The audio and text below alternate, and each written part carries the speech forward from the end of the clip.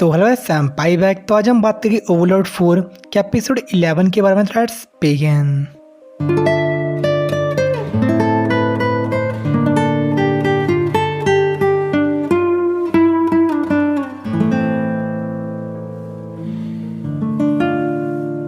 तो एपिसोड की स्टार्टिंग में देखते हैं हम रियस्टेज किंगडम में रॉयल पैलेस में, जहाँ पे किंग को पता चलता है कि सून जो से किंगडम था वो पेरिश हो जाएगा। एज जो रॉयल आर्मी और प्रिंस जेनेक था वो उसे कांटेक्ट नहीं कर पा रहे थे। एज लास्ट एपिसोड में जो प्रिंस जेनेक था उसे कुछ नोबल्स ने मार दिया था, तो बहुत ज़्यादा सैड था। एज अब दोनों बेटे मर चुके थे, तो वहाँ पे जितने भी काम करते रॉयल पैलेस में वो सबको रिलीव करता अपनी नौकरी से, ताकि वो वहाँ से भाग सके और वो खुद वहीं पर स्टे करता है as a last king of kingdom, ताकि वो मीट करें आइन से। और उसके बाद देखते हम 8 फिंगर्स को, जो कि अपने सारे मेंबर्स को गैदर करते एक मैंशन में, और उनके लीडर थे अपने साथी कोकोडॉल को भी छुड़ाते प्रिजन से, ताकि वो उसे दिखा सके कि स्टार किंगडम के एम्बेसडरी को, ताकि वो भी उन्हें इस काम में ज्वाइन कर सके। लेकिन जो कोकोडॉल था वो इस चीज़ को समझ नहीं पा रहा था कि उसकी मदद क्यों कर रहे थे।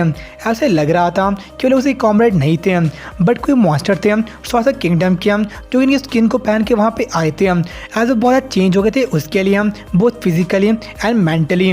तो जहाँ चाहता उनके साथ वहाँ पे क्या हुआ था, बट तभी एक पोर्टल खुलता है जिससे वहाँ की एम्बेसडरी शेल्टर निकलती हैं, जो वहाँ पर उनके मेंबर्स को ड्राइव करने आई थी इससे पहले कि उनकी आर्मी उस रॉयल किंगडम को तबाह कर देती है। तो इसका उन सबको ट्रांसपोर्ट करती है वो नेजर रिक के लिए, और इन्हें सामान देती है ताकि अपना टाइम वहाँ पे स्पेंड कर सके। और इसके बाद जो शेल्टियर थी वो कोकोडॉल को ले आती है कोहाकू के रूम में, जहाँ पे पहले 8 फिंगर्स के ऑल लीडर भी गए थे, और जहाँ पे टॉर्चर होने के बाद उन्हें अपनी प्लेज की थी अलायंस आइंस के साथ। तो वो सेव नहीं कर पाए कोकोडॉल को, बट तो इसको कंसिडर करते as a ritual and a baptism, और वो बहुत थैंकफुल थे सॉर्ट ऑफ किंगडम के लिए, उन्हें बचाने के लिए। और जो एक चीज़ थी ये एक प्राइम एग्जाम्पल था स्टॉकहोम सिंड्रोम का। तो उसका देखते हैं क्रॉकोपेटस मारे और ऑरा को अपनी आर्मी के साथ मार्च करते हुए रियस्टेज किंगडम की ओर, और जो आइंस और अल्बेडो थे वो वहीं रुक जाते हैं कुछ डेथ नाइट के साथ। और आइंस अपने आप को बफ कर रहा था बहुत सारे स्पेल से, और तभी वहाँ पे अजूत अपीयर होता है अपने सूट में, जो उन्हें चैलेंज करता है। तो जितने वहाँ पे डेथ नाइट थे उन सबको ईजी डिस्ट्रॉय कर लेता है, बस उसके अटैक थे उससे अल्बेडो और आइंस को कोई फर्क नहीं पड़ता। तो आइंस कहता है अल्बेडो को उस इन्फॉर्मेशन निकालने के लिए, तो उसे डायरेक्टली किल ना करने के लिए, और तब तक वो अपने रोल को फुलफिल कर देगा।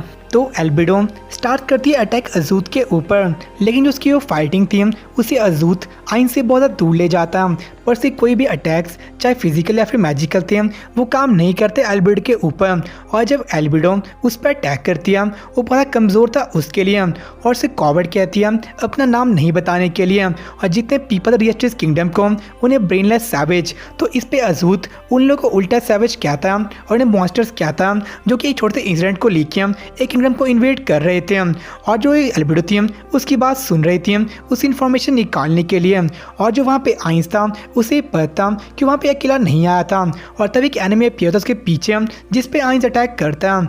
और देखते जो एनिमी था वो 4 वेपन को कंट्रोल कर रहा था, और उसे बहुत ज़्यादा HP तो था पर कोई भी MP नहीं था, और उस पर अटैक करता, बट आइंस पे कोई फर्क नहीं पड़ता। उसने बहुत सारे बफ दिए थे अपने आपको पहले, जिससे कोई फिजिकल अटैक उस पर कोई असर नहीं कर रहा था। तो तभी जो एनिमी था एक बैरर को कास्ट करता है, लेकिन इससे खुद उसकी HP बहुत ड्रॉप हो जाती है। तो आइंस अपने आप को इंट्रोड्यूस करता है और पूछता है एनिमी से अपना नाम, तो अपने आप को इंट्रोड्यूस करता है एज रिकू आगनिया। तो आइंस उसके बारे में कुछ नहीं जानता, लेकिन उसका प्लेटिनम आर्मर था वो उसे जानता था एज जो प्लेटिनम आर्मर यक्स ड्रिल में बिल्कुल सेम था। तो उसका तो कहता है उसको अपने सबॉर्डिनेट बनने के लिए, एज वो बहुत सारे स्ट्रॉन्ग पीपल को गैदर कर रहा था और उसके अंदर काम करता है। जो अटैक था रियस्टेज किंगडम के ऊपर उसे स्टॉप कर लेगा, एज जो रियस्टेज किंगडम था उसकी वॉर्थ उससे बहुत कम थी। बट रिकू उसके प्रपोजल को एक्सेप्ट नहीं करता, एज किंगडम का फ्यूचर था उसे कोई परवाह नहीं थी उस चीज़ की। तो आइंस वहाँ टेलीपोर्ट करता, बट जो बैरियर था वो उसे बाहर नहीं जा पाता। तो रिकू उसे बताता कि जो बैरियर था उसे बाहर निकलना इम्पॉसिबल है, और उस पर एक ऑप्शन थी वो था वहाँ पे पैरिश हो जाना। तो उसके बाद अपने जो अटैक थे वो थोड़ा एक्सचेंज करते हैं, और आइंस अपनी यूज़र टेक्निक ग्रैप्स हार्ट को, बट इसे रिकू था उस पर कोई इफेक्ट नहीं होता, और उल्टा जो रिकू था उस पर अटैक कर लेता। बट बट जो टेक्निक थी इससे एक बात क्लियर हो जाती है कि रिकू ना सिर्फ अपने वेपन्स को बट जो आर्मर था उसे भी कहीं और से कंट्रोल कर रहा था, और जो वेपन्स थे वही पार्ट थे आर्मर की बॉडी का, और उनके पास भी एक एचपी था जो कि हर अटैक से ड्रॉप हो रहा था। तो ज़्यादा जानने के लिए जो आइंस था वो समन करता है एक अनडेड को, डूम लॉर्ड को, ताकि जो उसकी फुल पावर थी उससे वो देख सके। लेकिन जो डीमन था उससे ज़्यादा इन्फॉर्मेशन नहीं निकाल पाता, तो कहता है एल्बिडो को अपनी फाइट को फिनिश करने के लिए, और तब तक जो अपनी फाइट थी उसकी वो फिनिश कर लेगा। तो इसके बाद आइंस समन करता है एक और अनडेड को, एलिमेंटल स्कल को, जो कि एक साथ 4 ग्रेट एलिमेंटल स्पिरिट को यूज़ कर सकता।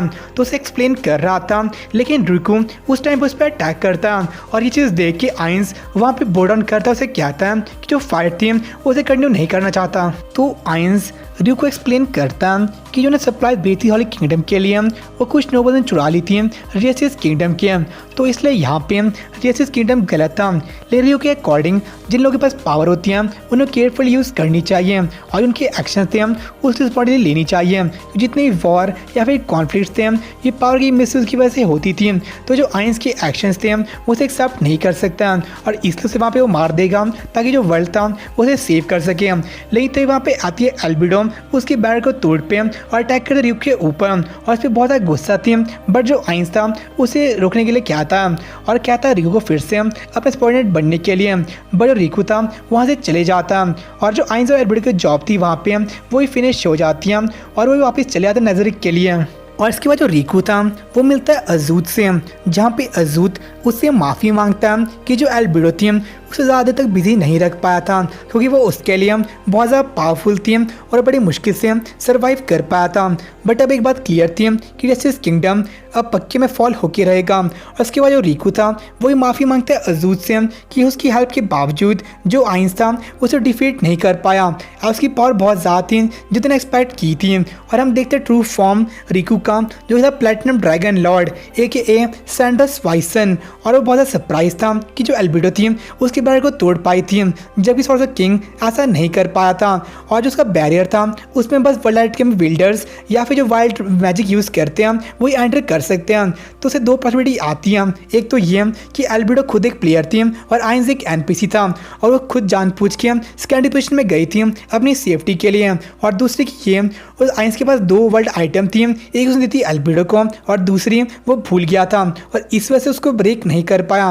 लेकिन जो पावर थी आइंस की वो बहुत ज़्यादा हाई थी, तो अजूत उसे डिफीट नहीं कर सकता, और वो खुद उसे एक अटैक में नहीं हरा सकता, और जो स्किल्स सेट थे वो बड़े आसान थे उसको जीतने के लिए। तो एट लास्ट वो जीत सकता थोड़ा सा किंग से, और वो कहता है अजूत को याद दिलाने के लिए प्रणाम जो था रिकू अगेनिया, जो उसने वहीं पे सोया था, मतलब कि जो नाम था उसका रियल नाम नहीं था। और वो कहता है अजूत को केयरफुल रहने के लिए अजूत खोना नहीं चाहता जब वो प्रे करते फाइट के लिए अगेंस्ट इविल प्लेयर्स। बट जो प्लेटिनम ड्रैगन था उसे पता था कि अजूत ज़्यादा स्ट्रॉन्ग नहीं था, तो उस सोचा उसको मारने की, ताकि उसके मरने के बाद जो उसका आर्मर था वो किसी बहुत ज़्यादा पावरफुल और ऑब्जेक्ट पर्सन को दे सके। और अभी मैस्मराइज कर रहा था रिकू के बारे में, और क्या जो उसके हैंड्स थे वो डर्टी थे, बट अभी भी वो अनश्योर था सो किंग को डिफीट करने में, क्योंकि जो नेजरिक था उनके पास रिजेक्शन मैजिक, और जब तक उनके पास था तब वो कंप्लीट उसे डिफीट नहीं कर सकता।